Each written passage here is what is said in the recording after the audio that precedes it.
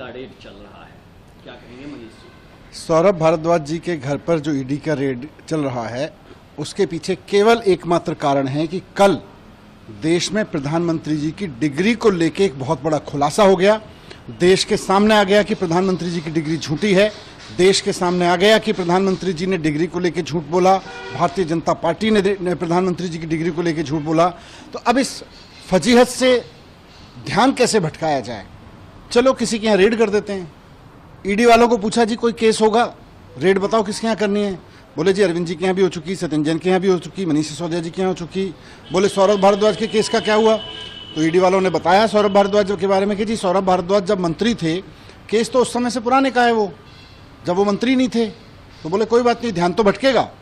तो ध्यान भटकाने के लिए, प्रधानमंत्री जी की डिग्री के मसले से ध्यान भटकाने के लिए सौरभ भारद्वाज जी के घर पर रेड की जा रही है ईडी की।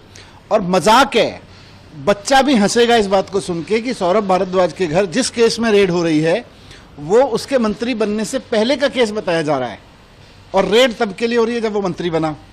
तो हद है यार, कुछ भी कर लेते हैं। मतलब ध्यान भटकाना है, थोड़ा जवाब दे देते हैं, हाँ जी डिग्री के बारे में गलती हो गई हमसे, या डिग्री का सच ये है। यूनिवर्सिटी के लोग आके कह देते डिग्री पे बात नहीं करेंगे, फर्जी केस करेंगे। तो इनकी डिग्री भी फर्जी, इनके केस भी फर्जी।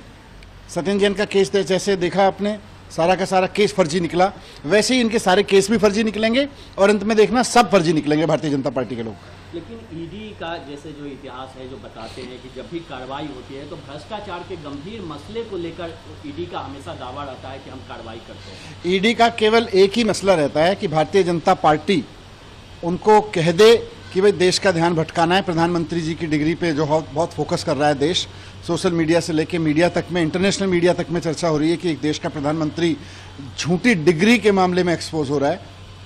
तो ईडी का काम, ईडी को काम ले लिया उन्होंने। ईडी का यही काम रह गया आजकल। ईडी का काम भ्रष्टाचार रोकना थोड़ी है। भारतीय जनता पार्टी जब फंसने लगे तो उन मुद्दों से ध्यान भटकाना है।